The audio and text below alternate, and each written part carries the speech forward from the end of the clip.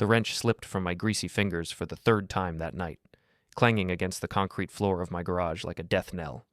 It was past midnight, and I should have been in bed, but sleep had become a stranger lately.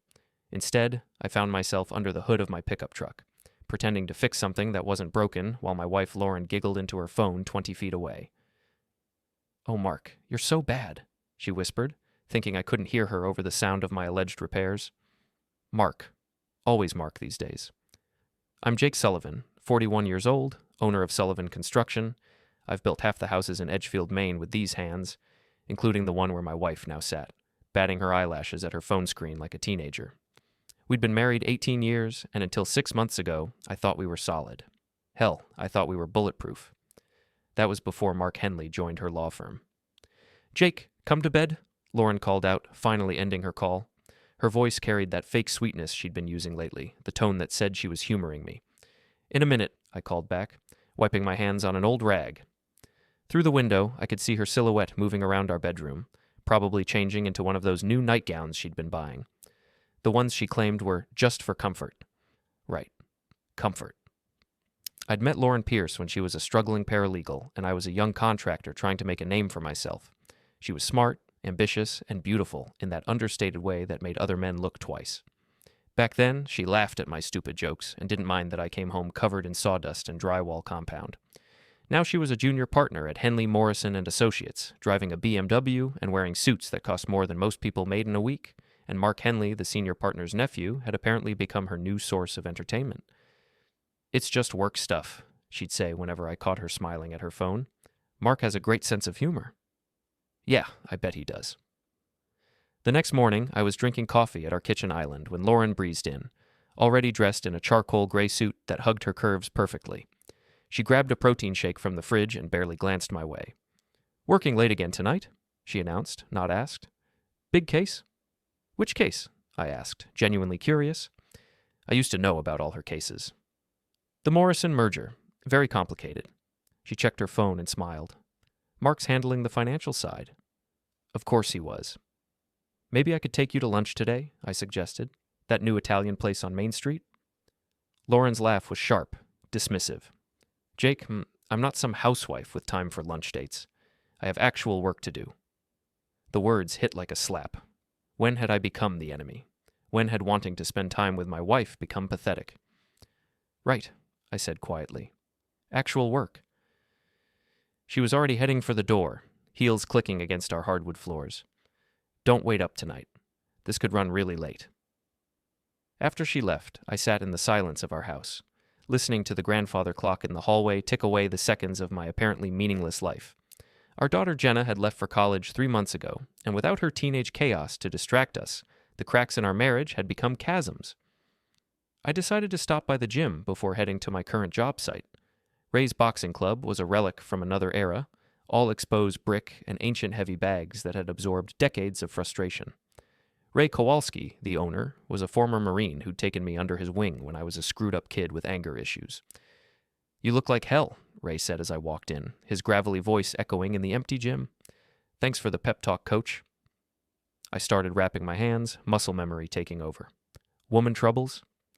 Ray had an uncanny ability to read people. Probably came from 30 years of teaching angry men how to channel their rage into something productive. "Wife troubles," I corrected, moving to the heavy bag. "She's distant lately." "Distant how?" I threw a jab, then another. "There's this guy at her work, Mark. She says they're just friends, but your gut says different." "My gut says a lot of things. Doesn't mean I should listen to it." Ray snorted. "Your gut kept you alive in construction for 20 years. Maybe start trusting it in your personal life, too." I hammered the bag with a combination that would have dropped most men. "She says I'm being jealous and insecure." "Maybe you are. Question is, do you have reason to be?" That was the million-dollar question, wasn't it? I spent the rest of the morning at the Hendricks house renovation, trying to lose myself in the familiar rhythm of demolition work. There's something therapeutic about tearing down walls, about reducing something complex to its basic components. My crew knew to give me space when I was in this mood. "Boss, you're going to put a hole through that wall if you keep swinging like that," called out Tommy Reeves, my foreman and one of the few people brave enough to joke with me when I was wound up. "Maybe that's the idea," I muttered, but I set down the sledgehammer. During lunch break, I made a decision that would change everything. Instead of eating with the crew, I drove across town to Lauren's law firm. I'd surprise her with lunch from that deli she used to love, back when she had time for things like favorite foods. The offices of Henley, Morrison and Associates occupied the top 3 floors of the newest building in downtown Edgefield. All glass and steel, it looked like something that belonged in Boston or New York, not our little Maine town. I felt underdressed in my work clothes, but I'd showered and put on a clean shirt. The receptionist, a young woman with perfectly styled blonde hair, looked at me like I was tracking mud on her pristine marble floors. "I'm here to see Lauren Sullivan," I said. "I'm her husband." "Oh." She seemed surprised that Lauren had a husband, which was interesting. "Let me check if she's available." Through the glass walls of the conference room, I could see Lauren sitting across from a man I recognized from the firm's website. Mark Henley was everything I wasn't. Tall, lean, expensive suit, perfectly styled dark hair with just enough gray at the temples to look distinguished. He was probably 10 years younger than me and looked like he'd never done a day of manual labor in his life. They were laughing about something, Lauren's hand resting on a stack of papers between them. As I watched, Mark reached over and brushed an imaginary piece of lint from her shoulder. The gesture was intimate, familiar. Lauren didn't pull away. "Sir?" The receptionist's voice seemed to come from very far away. "Mrs. Sullivan is in a meeting. Should I tell her you stopped by?" "No," I said, backing toward the elevator. "Don't bother." I drove home in a daze, the untouched lunch sitting on my passenger seat like evidence of my own stupidity. How long had I been blind to what was right in front of me? How long had my wife been living a double life while I played the oblivious husband? That evening, Lauren came home at her usual time, which surprised me. I was in the living room, pretending to watch television. "How was your day?" she asked, the question automatic, meaningless. "Fine. Yours?" "Exhausting. Mark and I were working on depositions all afternoon." She said his name easily, naturally, like it belonged in our house. "I stopped by your office around lunchtime," I said casually. "Thought I'd surprise you." For just a moment, something flickered across her face. Fear? Guilt? Then it was gone, replaced by irritation. "You should have called first. I was in meetings all day." "So I saw." We stared at each other across the room, and I realized we were having 2 different conversations. She was defending something she thought I couldn't prove. I was mourning something I was afraid to confirm. "Jake, what's this really about?" "Nothing," I lied. "Just wanted to see my wife." "Well, next time call ahead. My schedule isn't as flexible as yours." There it was again, that subtle dismissal of my work, my life, my worth. When had I become so small in her eyes? That night, I lay in bed listening to Lauren breathe beside me, her back turned away like a wall between us. I thought about Mark Henley's hand on her shoulder, about the way she'd laughed with him, about the light in her eyes that I hadn't seen in months, and I thought about the fact that she'd lied about working late when she'd actually come home on time. People don't lie unless they have something to hide. The next few weeks passed in a blur of mounting suspicion and careful observation. I became a detective in my own life, watching my wife like she was a stranger I was hired to investigate. The worst part wasn't what I was finding. It was how easy it was to find it. Lauren had always been careful about her phone, but lately she was obsessive. She took it to the bathroom, kept it face down during dinner, and jumped whenever it buzzed with a new message. She'd developed a habit of angling the screen away from me like I might accidentally see something I shouldn't. One Thursday morning, she forgot to take it with her to the shower. I'm not proud of what I did next, but desperation makes cowards of us all. Her phone sat on the nightstand, innocent and silent, like a loaded gun waiting to go off. I knew her passcode, our anniversary, because she'd never bothered to change it. The text messages told a story I didn't want to read.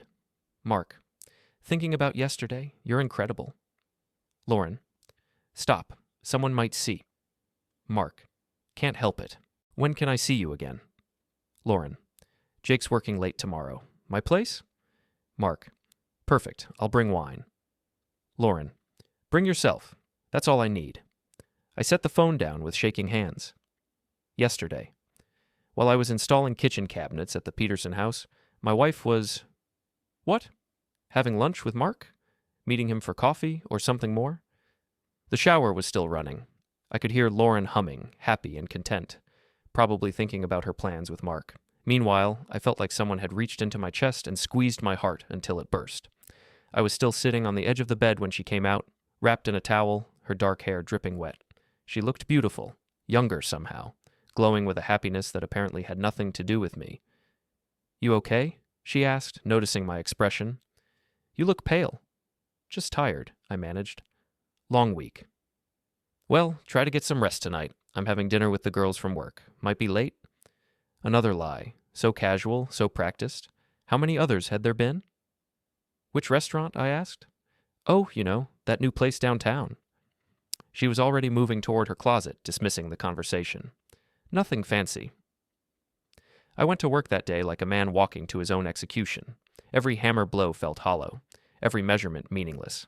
Tommy kept asking if I was feeling all right, and I kept saying yes, but we both knew it was bullshit. Around lunchtime, my phone buzzed with a text from Lauren. Working through lunch. This case is killing me. Love you. I stared at the message for a long time. Even her lies came with declarations of love now. Maybe that was supposed to make them hurt less. Instead of eating, I drove downtown and parked across from Marcello's, the Italian restaurant Lauren and I used to go to for special occasions. If she was meeting Mark for lunch, this would be the place. Upscale enough to feel special, but not so fancy that people would remember seeing them together. I didn't have to wait long. Lauren's BMW pulled up at 12:30, and Mark's silver Mercedes was right behind her. They walked into the restaurant together, his hand on the small of her back, guiding her like she belonged to him. Through the window, I watched them take a corner booth, the kind reserved for couples who wanted privacy. I sat in my truck for 2 hours, watching my wife have a romantic lunch with another man. They held hands across the table. They leaned in close to whisper to each other. At one point, Mark reached over and tucked a strand of hair behind Lauren's ear, and she closed her eyes like his touch was everything she'd been waiting for. When they finally came out, Lauren looked around nervously before getting in her car. Mark said something that made her laugh, then kissed her cheek before walking away. It was all very discreet, very careful. They'd obviously done this before. That evening, I was waiting in the kitchen when Lauren came home from her dinner with the girls. How was work? She asked, setting down her purse and avoiding eye contact. Fine. How was dinner? Oh, you know how it is? Sarah talked about her divorce for 2 hours. Jennifer complained about her mother-in-law. Same old drama. She was getting better at lying. More details, more conviction. I wondered if Mark had coached her, or if betrayal was just something that came naturally once you started. Where did you go? Applebee's. Nothing special. She was already heading toward the stairs. I'm exhausted. Going to bed early. Applebee's. Not the new place downtown. Not even a consistent lie. I waited until I heard the shower running upstairs, then went to her purse. The receipt from Marcello's was right there in her wallet, along with a business card for the Edgefield Inn. Room 237. My hands were shaking again. The Edgefield Inn was where out-of-town clients stayed when they had business in our little corner of Maine. It was also where married people went when they wanted to pretend they were single for a few hours. I drove there without really deciding to, operating on autopilot and adrenaline. The desk clerk was a kid who looked like he was barely out of high school, bored and playing games on his phone. Excuse me, I said. I think my wife might have left something in room 237 earlier today. Lauren Sullivan? The kid barely looked up. Yeah, she and her husband checked out around 4. Didn't leave anything at the desk. Her husband. I walked back to my truck on unsteady legs, the kid's words echoing in my head. Her husband. Mark wasn't just her lover. He was playing the role of her husband. They weren't just having an affair, they were playing house. When I got home, Lauren was already in bed, pretending to sleep. I stood in the doorway for a long time, watching her breathe, wondering when she'd become a stranger, wondering when I'd become the enemy in my own life. I slept in the guest room that night, and Lauren didn't even notice. The next morning was a Saturday, which meant no work, no distractions, just the two of us rattling around our house like strangers in an elevator. Lauren made coffee and toast, humming that same happy tune from the shower, while I sat at the kitchen island and tried to figure out what came next. I'm going shopping with Sienna today, she announced, not looking at me. Sienna Walsh was her best friend since college, a real estate agent who specialized in expensive houses and other people's business. Might catch a movie afterward. Sounds fun, I said, because what else was there to say? What about you? Any plans? I almost laughed. Plans? My plans had involved growing old with my wife, maybe traveling when we retired, being grandparents to Jenna's kids someday. Now my biggest plan was figuring out how to get through the next 5 minutes without screaming. Might work on the truck, I said. You're always working on that truck. Maybe it's time for a new one. Maybe it's time for a lot of things. She looked at me then, really looked at me, and for a moment I thought she might say something real, something honest. Instead, she grabbed her keys and headed for the door. See you tonight. After she left, I called Ray. I need to hit something, I said when he answered. Come on down. Gym's empty. I spent 3 hours at Ray's, working the heavy bag until my knuckles were raw and my shoulders screamed in protest. Ray didn't ask questions, just held the bag steady and let me work through whatever demons I was fighting. Feel better? He asked when I finally stopped. No. Good. Means you're not crazy yet. He handed me a towel. You want to talk about it? So I told him. Everything. The texts, the lunch, the hotel receipt, the lies. Ray listened without judgment, occasionally nodding or grunting, but mostly just letting me get it all out. When I finished, he was quiet for a long time. What do you want to do? He asked finally. I don't know. Confront her? Hire a lawyer? Burn the whole thing down? Those are all options. Question is, which one gets you what you actually want? What if I don't know what I want? Then you better figure it out fast, because doing nothing is also a choice, and it's usually the worst one. I drove home as the sun was setting, my mind churning with possibilities. I could confront Lauren directly, demand the truth, and watch her lie to my face again. I could hire a private investigator, gather evidence, and file for divorce. I could pretend I didn't know anything and hope it would all go away. Or I could do something else entirely. Lauren's car was in the driveway when I pulled in, which meant her day of shopping and movies had ended early. I found her in the living room, curled up on the couch with a glass of wine and her laptop. How was shopping? I asked. Fine. Didn't find anything. She didn't look up from her screen. How was your day? Productive. We sat in silence for a while, the television providing background noise for our mutual pretense. I watched my wife type messages on her laptop, probably to Mark, and realized that this was what the end of a marriage looked like. Not screaming fights or dramatic confrontations, just two people sitting in the same room, living completely separate lives. My phone buzzed with a text from our daughter Jenna. Coming home next weekend for Sarah's wedding. Can't wait to see you guys. I showed the message to Lauren. Jenna's coming home next weekend. Oh. She looked genuinely surprised, like she'd forgotten we had a daughter. That's nice. Sarah's wedding is Saturday. We should probably get a gift. You handle it, she said, already turning back to her laptop. You're better at that stuff. I stared at her for a long moment. This woman I'd loved for 20 years, who was now too busy planning her next betrayal to care about our daughter's visit or her friend's wedding. That's when I made my decision. Sarah Mitchell's wedding was going to be perfect for what I had in mind. Half the town would be there, including most of Lauren's colleagues from the law firm. It would be intimate enough for everyone to hear clearly, but public enough to ensure the story spread like wildfire through Edgefield's gossip network. I spent the week making preparations, being more careful and methodical than I'd ever been on any construction project. Every detail mattered. Every piece had to fit perfectly. First, I visited my old friend Danny Morrison at his electronics store.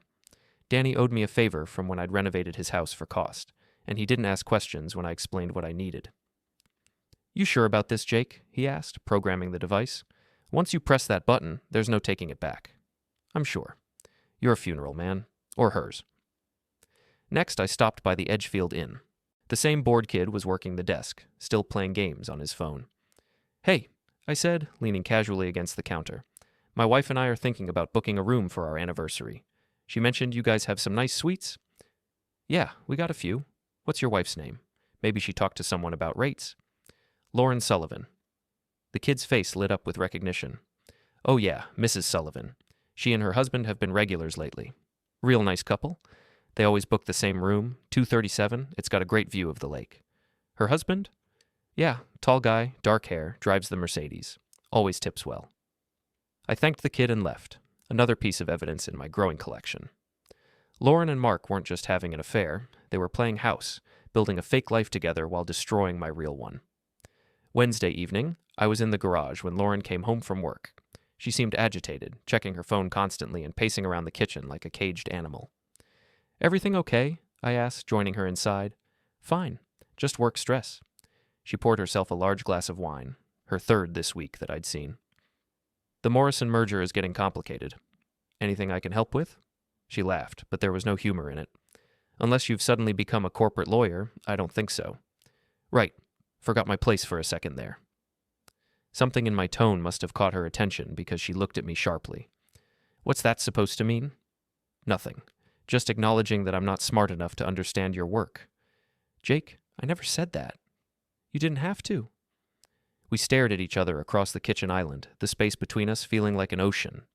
For a moment, I thought she might actually try to explain, might offer some excuse or justification for the way she'd been treating me.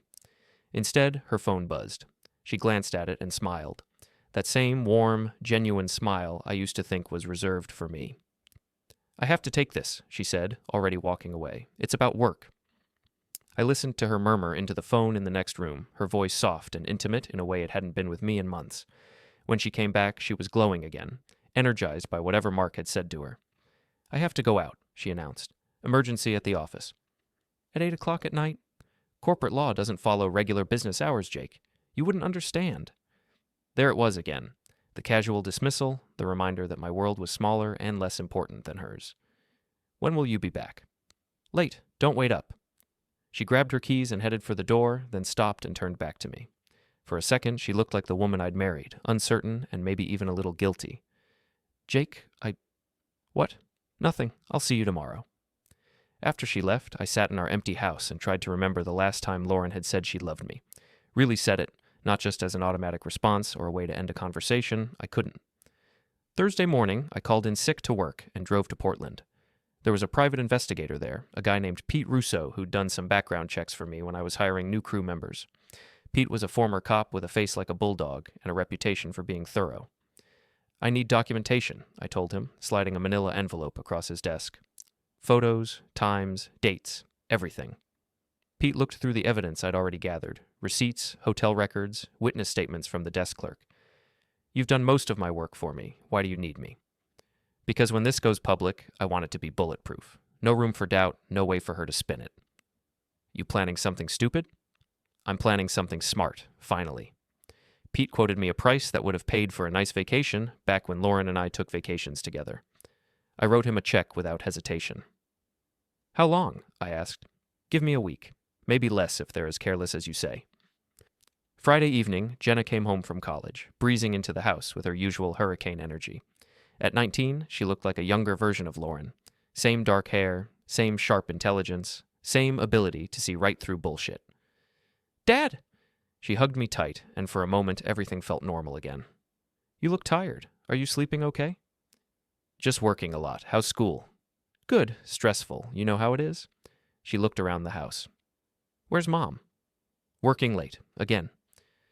Something in my voice must have tipped her off because she studied my face carefully. Jenna had always been perceptive, even as a little girl. "Everything okay between you guys?" "Everything's fine," I lied, because what else could I say? Your mother is cheating on me, and I'm planning to destroy her life at your friend's wedding? Dad, I'm not 12 anymore. I can tell when something's wrong. Before I could answer, Lauren walked in, looking harried and checking her phone. She brightened when she saw Jenna, becoming animated in a way I hadn't seen in months. "Sweetheart, I didn't know you were coming tonight. I thought you weren't arriving until tomorrow." "Change of plans. Sarah wanted me there for the rehearsal dinner." Jenna hugged her mother, but I could see her watching both of us, picking up on the tension. "Well, I'm glad you're here. We should celebrate. Order some pizza, open a bottle of wine." "Actually," Lauren said, glancing at her phone again, "I have to go back to the office. Crisis with the Morrison case." "On Friday night?" Jenna asked. "Corporate emergencies don't follow normal schedules," Lauren said, echoing her usual excuse. "You understand." But Jenna didn't understand. I could see it in her face, the confusion, the hurt at being dismissed so casually. She'd driven 3 hours to surprise us, and Lauren was choosing work over family. Again. "How long will you be?" Jenna asked. "A few hours, maybe more." Lauren was already grabbing her keys. "We'll catch up tomorrow, okay? Before the wedding." After Lauren left, Jenna and I ordered pizza and sat in the living room, the silence stretching between us like a rubber band about to snap. "Dad, what's really going on?" "What do you mean?" "Mom's been weird lately. Distant. And you look like someone died." She set down her pizza slice and turned to face me fully. "Are you guys getting divorced?" The question hit me like a physical blow. How could I explain to my daughter that her mother had become a stranger, that the woman who raised her was living a double life, that everything she thought she knew about our family was built on lies?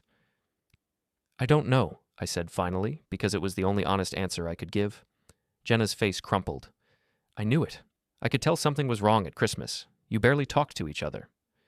"Jenna, listen to me. Whatever happens between your mother and me, it has nothing to do with you. We both love you more than anything. But you don't love each other anymore. I looked at my daughter, this smart, beautiful young woman who was supposed to believe in love and marriage and happily ever after, and realized I was about to shatter something in her that might never heal. It's complicated, I said. That's what adults always say when they're about to screw up everything. She wasn't wrong.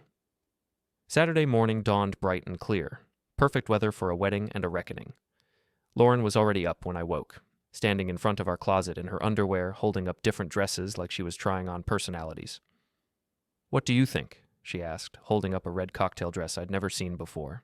"Too much for a daytime wedding?" "It's fine," I said, because everything was fine now. Everything was about to be very, very fine. She chose a navy blue dress instead, something elegant and conservative that made her look like the successful lawyer she was, the woman everyone respected, the woman who was about to fall from grace in front of half the town. "You look beautiful," I said, and meant it. She did look beautiful. She also looked like a stranger. "Thank you." She seemed surprised by the compliment. "You clean up pretty well yourself?" I'd chosen my clothes carefully. A charcoal suit that made me look respectable but not threatening, a tie that Jenna had given me for Father's Day. I wanted to look like the wronged husband, not the vengeful one. We drove to the wedding separately, Lauren claiming she needed to stop by the office first. Another lie, but I didn't call her on it. Let her think she was still in control. Let her think her secrets were safe. The wedding was being held at the Edgefield Country Club, a sprawling venue overlooking the lake where Lauren and I had gotten married 20 years ago. The irony wasn't lost on me. I arrived early and positioned myself strategically near the back of the reception hall, where I could see everyone but wouldn't be the center of attention. Yet. Pete Russo had delivered his report the night before, and it was everything I'd hoped for and dreaded. Photos of Lauren and Mark entering the hotel together, timestamps showing they'd been meeting regularly for 3 months, financial records showing Mark had been paying for everything, the hotel rooms, the expensive lunches, even some of Lauren's new clothes. My wife wasn't just cheating on me. She was being kept. Lauren arrived 15 minutes before the ceremony, looking radiant and happy. She found me in the crowd and waved, playing the role of devoted wife for the audience. Mark was already there, standing with a group of lawyers near the bar, looking like he owned the world. When he saw Lauren, his face lit up with an expression I recognized because it used to be mine. Love, desire, possession. The ceremony was beautiful. Sarah looked stunning, her new husband looked nervous and happy, and everyone applauded at all the right moments. During the vows, I watched Lauren dab at her eyes with a tissue, moved by the promise of eternal love and faithfulness. The hypocrisy was breathtaking. During the cocktail hour, I mingled and made small talk, playing the role of good-natured husband and father. People asked about Jenna's college experience, about my business, about Lauren's career.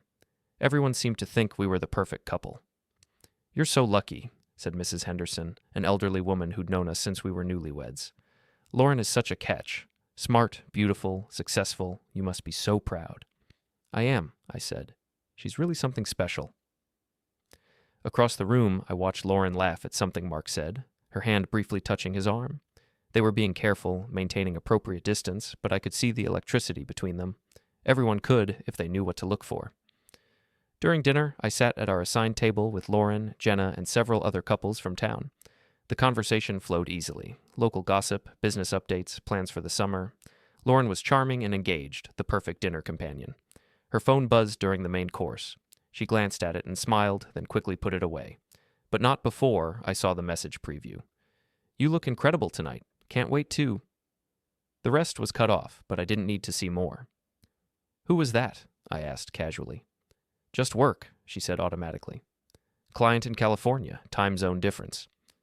Another lie. So easy, so practiced. When the DJ announced it was time for toasts, I felt my heart start to pound. This was it. The moment I'd been planning for weeks. The moment that would change everything. Sarah's father spoke first, then the best man, then the maid of honor. Each toast was sweet and sentimental, full of wishes for happiness and love. Then the DJ opened it up to anyone who wanted to share a few words. I stood up. "Excuse me," I said, raising my hand to get the DJ's attention. "I'd like to say something." The room quieted as I walked to the front, my heart hammering against my ribs. I could see Lauren at our table, looking confused but not yet alarmed. Jenna was smiling encouragingly. Mark was checking his phone, probably wondering when he could get Lauren alone. "Hi, everyone," I said into the microphone, my voice carrying clearly through the reception hall. For those who don't know me, I'm Jake Sullivan. I've lived in Edgefield my whole life, built a lot of your houses, and I've been married to Lauren Pierce Sullivan for 20 years. Polite applause rippled through the crowd. Lauren was still smiling, but I could see tension creeping into her posture. Sarah and Tom asked for toasts about love and marriage, and I thought I'd share something I've learned recently about the importance of honesty in relationships. Now Lauren looked worried.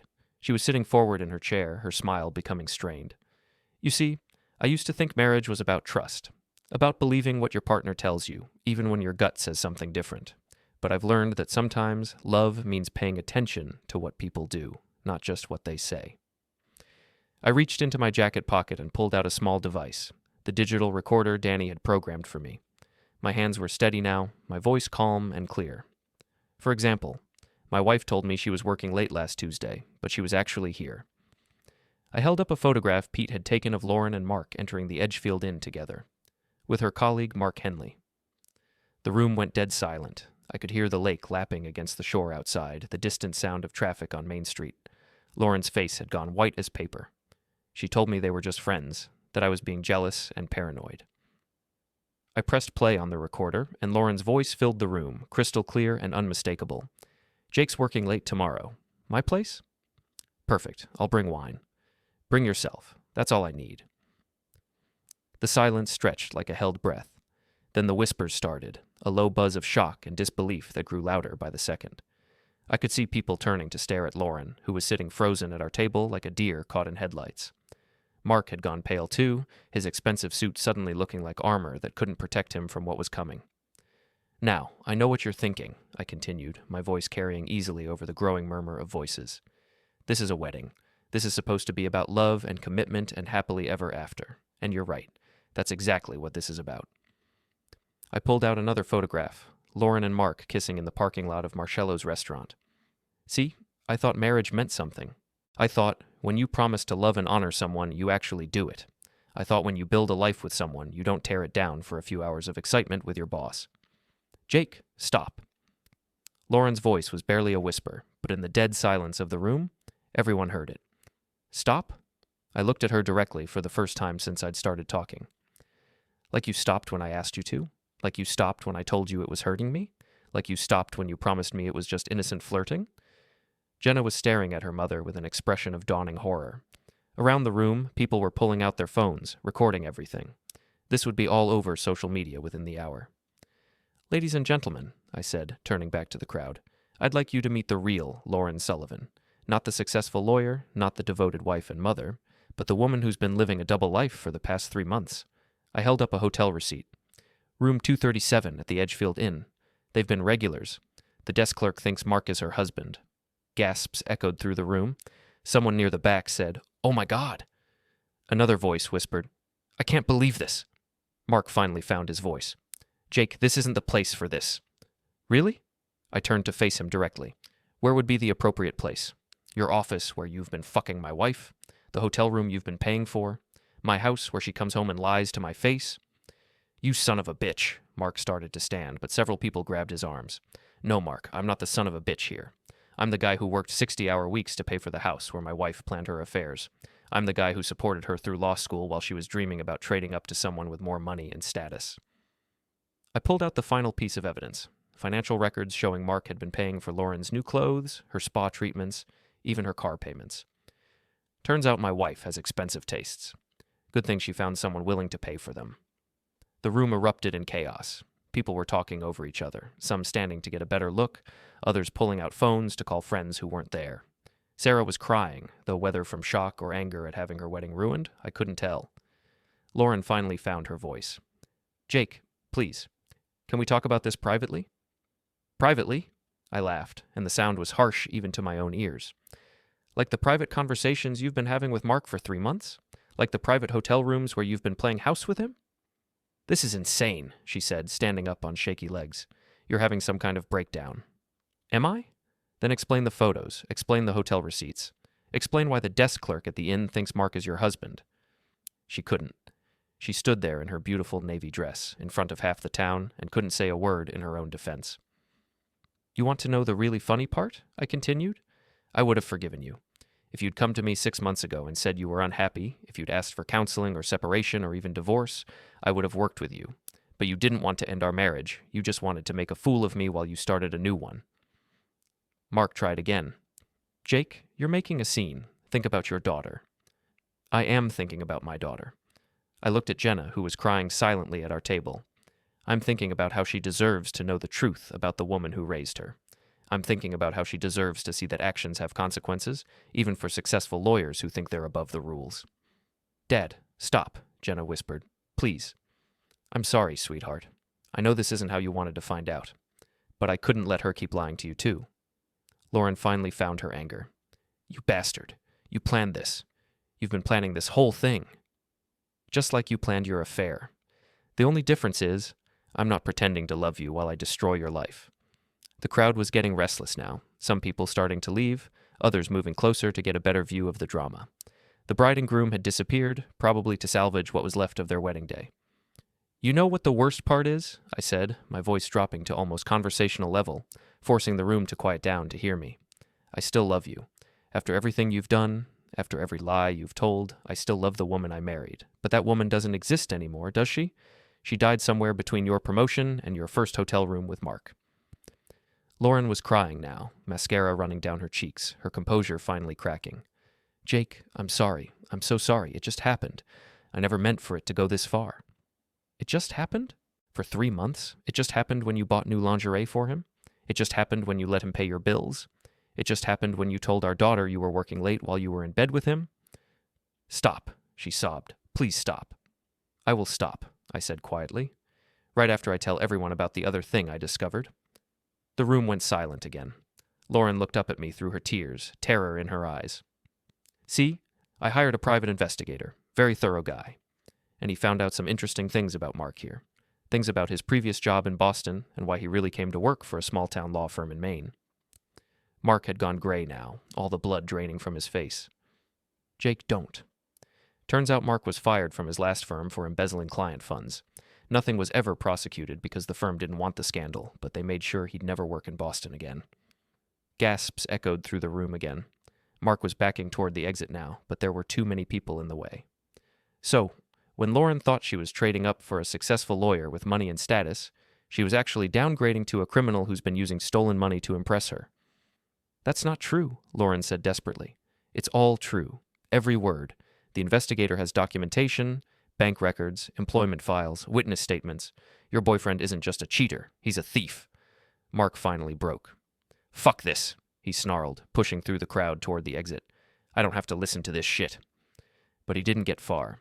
2 men from the crowd, including Tommy from my construction crew, blocked his path. I don't think so, Tommy said.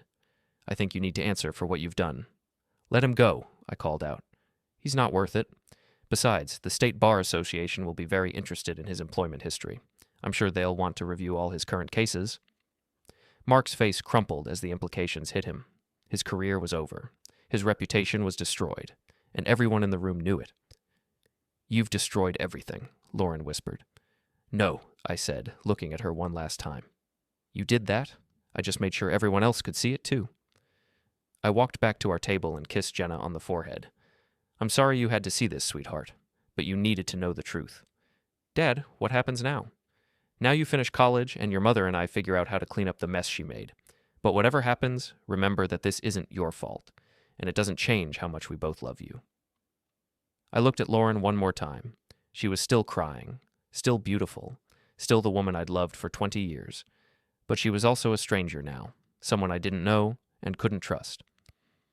The divorce papers are on the kitchen counter at home, I said quietly, along with copies of everything I showed tonight. Sign them, and we can do this quietly.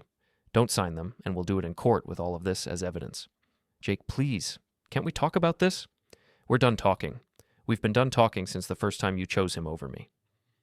I walked out of the reception hall with my head high, leaving behind the wreckage of my marriage and my wife's reputation. Behind me, I could hear the buzz of conversation starting up again, the sound of a scandal that would be talked about in Edgefield for years to come. In the parking lot, I sat in my truck for a moment, letting the magnitude of what I'd just done sink in. I'd destroyed my wife's career, her reputation, and her relationship with our daughter. I'd exposed her lover as a criminal and a fraud. I'd turned their secret affair into the most public humiliation in our town's recent history, and I felt empty. Not satisfied, not vindicated, not even angry anymore. Just empty, like a house after all the furniture has been moved out. My phone buzzed with a text from Ray. Saw the video on Facebook. You okay? Video. Of course someone had recorded it. By tomorrow, the whole thing would be online for the world to see. I texted back, I'm fine. It's done. Come by the gym if you need to talk. I started the truck and drove home to our empty house, where the divorce papers were waiting on the kitchen counter like a death certificate for our marriage. The video went viral overnight. By Sunday morning, husband exposes cheating wife at wedding had been shared thousands of times across social media platforms. The local news picked it up by noon, and by evening I was getting calls from reporters as far away as New York. I didn't answer any of them. Instead, I sat in my kitchen, drinking coffee and reading the divorce papers my lawyer had prepared weeks ago. Everything was straightforward. Division of assets, custody arrangements for Jenna, though she was an adult now, spousal support. I'd been generous, keeping only the house and my business while giving Lauren most of our savings and investments. I could afford to be generous now. Money couldn't buy back what she'd lost. My phone rang constantly. Reporters, neighbors, old friends who'd seen the video. I ignored them all except for one call from Jenna. Dad? Her voice was small, younger than her 19 years. Are you okay? I'm fine, sweetheart. How are you holding up? I don't know. I keep thinking about Mom, about how she looked when everyone was staring at her. Jenna started crying. I know what she did was wrong, but seeing her like that? I know. I'm sorry you had to witness it. Why did you do it that way? Why in front of everyone? I'd been asking myself the same question all morning. Because private conversations with your mother weren't working, because she needed to understand that actions have consequences, and because I was tired of being the only one who looked like a fool. But now everyone's talking about us. My friends are texting me, asking if it's true. Someone posted the video in my dorm group chat. The guilt hit me like a physical blow. In my rage at Lauren, I'd forgotten that Jenna would be collateral damage. She'd have to live with this for the rest of her life, have to explain to friends and future boyfriends and maybe someday her own children why her father had humiliated her mother in front of half the town. I'm sorry, I said. I wasn't thinking about how it would affect you. What happens now? Are you really getting divorced? Yes, your mother made that decision when she started the affair. I'm just making it official. Will you be okay? Living alone, I mean? The question caught me off guard. Would I be okay? I'd been so focused on destroying Lauren's life that I hadn't really thought about what came next for me. I'll figure it out, I said. Don't worry about me. Focus on school, on your own life. This mess is between your mother and me. After I hung up, I walked through our house, my house now, looking at 20 years of shared memories. Wedding photos on the mantel, showing a young couple who believed in forever. Family vacations captured in frames throughout the living room.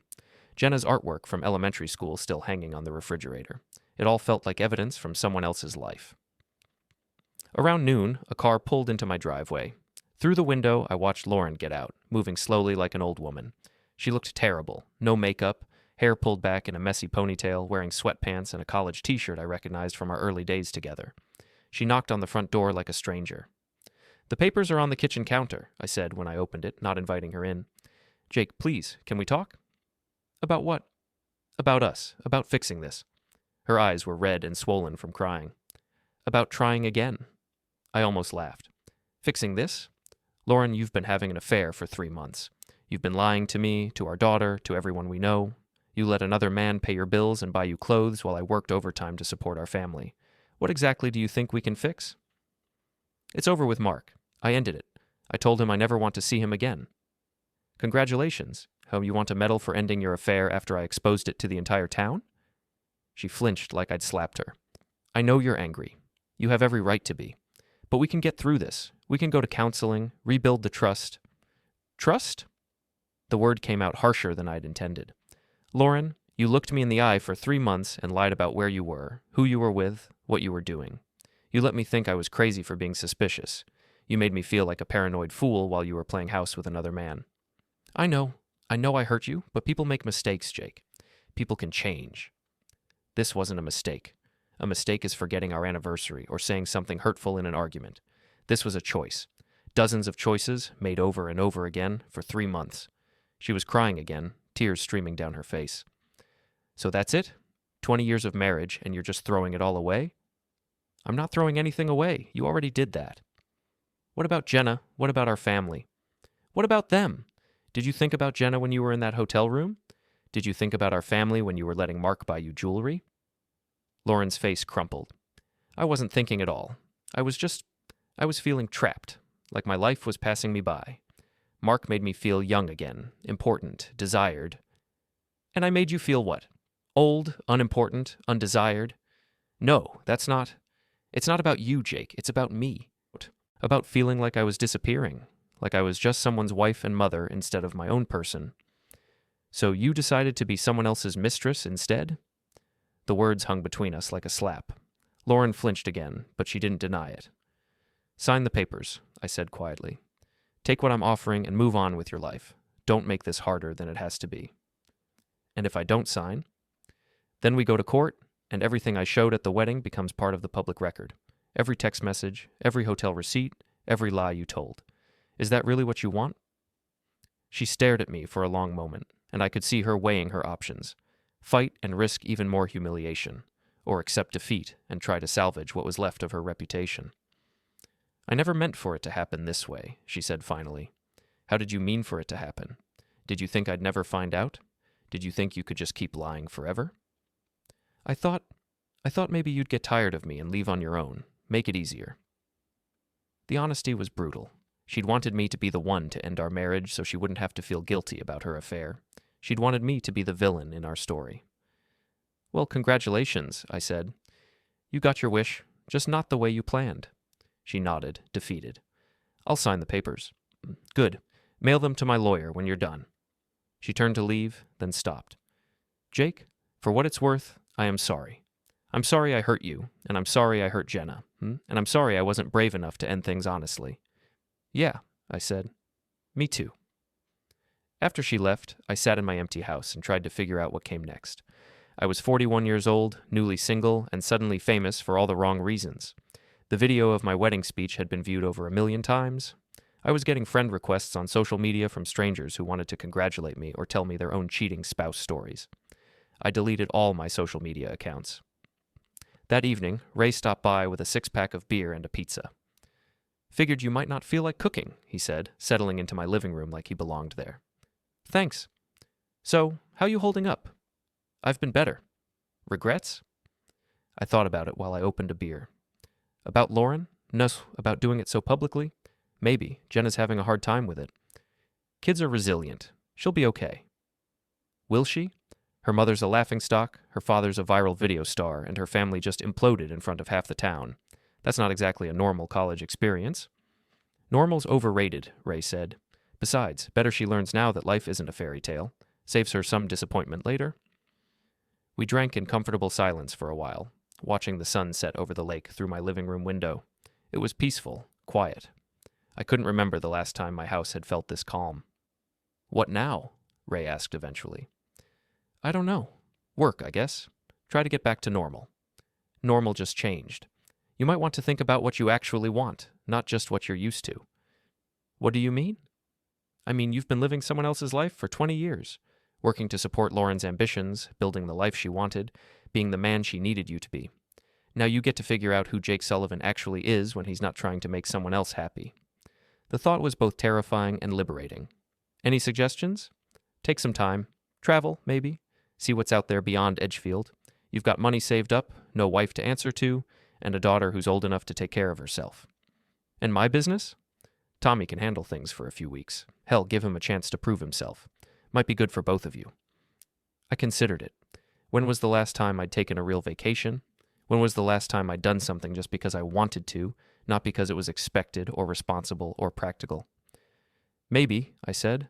Or maybe you could ask out that cute librarian who's been making eyes at you for the past 5 years. What? Ray grinned. You think I don't notice things? Sarah Collins has been finding excuses to talk to you every time you're in the library. And she's single, smart, and actually appreciates a man who works with his hands. Ray, my divorce isn't even final yet. So? You're separated, she's available, and life's short. What's the worst that could happen? I thought about Lauren, about Mark, about the wreckage of my marriage scattered across social media for the world to see. The worst that could happen? I could trust someone again and have them destroy me. Or, Ray said, you could trust someone again and be happy. Your choice. After he left, I stood on my back deck, looking out at the lake where Lauren and I used to take evening walks when we were young and still believed in forever. The water was calm, reflecting the last light of the day like a mirror. My phone buzzed with a text from an unknown number. Saw your video. You're my hero. My husband cheated too, and I wish I had your courage. I deleted it without responding, but more messages kept coming. Strangers sharing their stories, offering support, asking for advice. Apparently, I'd become an accidental spokesman for betrayed spouses everywhere. I turned off my phone and went inside. The house felt different now. Not empty, but quiet. Peaceful. For the first time in months, I wasn't waiting for Lauren to come home. I wasn't wondering where she really was or who she was really with. I wasn't bracing myself for another lie or another dismissal of my feelings. I was alone, but I wasn't lonely. I made myself a sandwich and sat at the kitchen counter, eating in silence while I read through the divorce papers one more time. Everything was fair, everything was legal, everything was final. Tomorrow, I'd go back to work. I'd face the questions and the stares and the whispered conversations that would follow me around town for months. I'd figure out how to be Jenna's father without being Lauren's husband. I'd learn how to live alone in a house built for a family. But tonight, for the first time in 3 months, I slept peacefully in my own bed, with no lies to uncover and no betrayals to fear. And in the morning, I woke up free. The divorce was finalized 3 weeks later. Lauren signed everything without argument and moved to Portland, where she'd taken a job with a small firm that specialized in family law. The irony wasn't lost on anyone. Mark Henley disappeared entirely. Last I heard, he'd left Maine altogether, probably to find another small town where his past wouldn't follow him. The State Bar Association was still investigating his credentials. Jenna came home for spring break, and we had a long talk about everything that had happened. She was hurt, angry, and confused, but she was also resilient. She'd inherited that from both her parents. I still love Mom, she told me one evening as we sat on the deck watching the sunset. But I'm disappointed in her, and I'm proud of you for standing up for yourself. Even though I humiliated her in public? Especially because of that.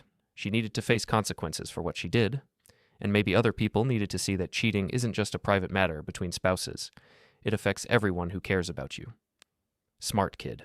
Smarter than her old man, apparently.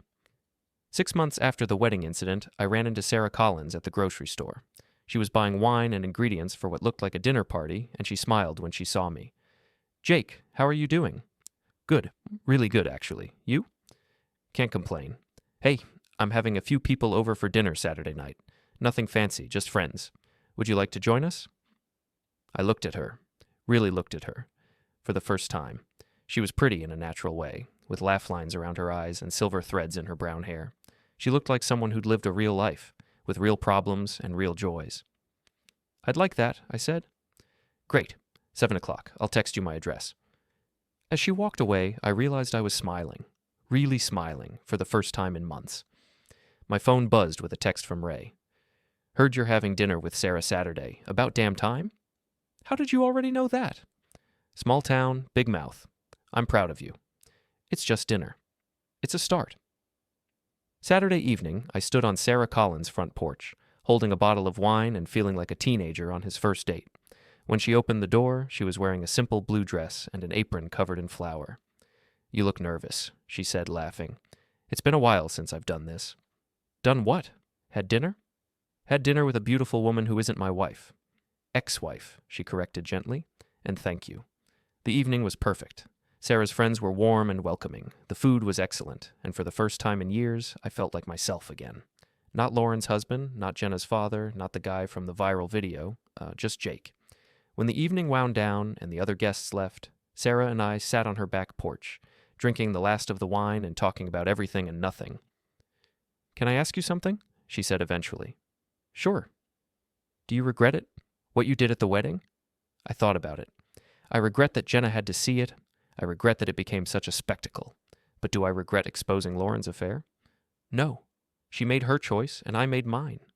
It was brave. Stupid, maybe, but brave. Felt more like desperation at the time. The best decisions usually do.